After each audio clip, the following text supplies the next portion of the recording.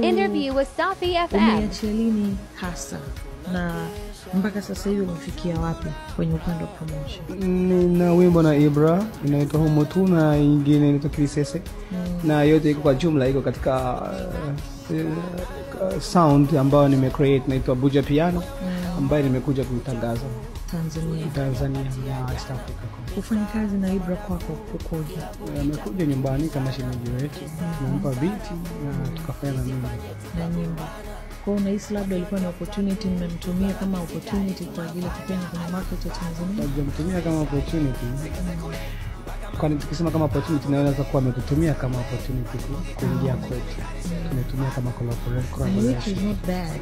Kutumia mtu kama opportunity sio bad. But ni collaboration.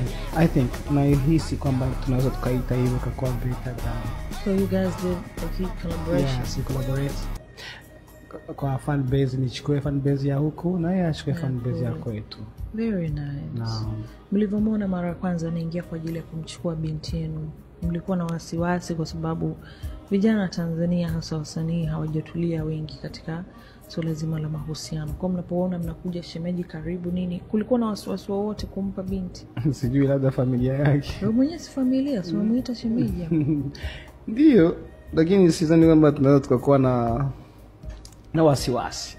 Kwa Tanzania na Burundi ni nchi tabia moja kwenye masuala ya mahusiano.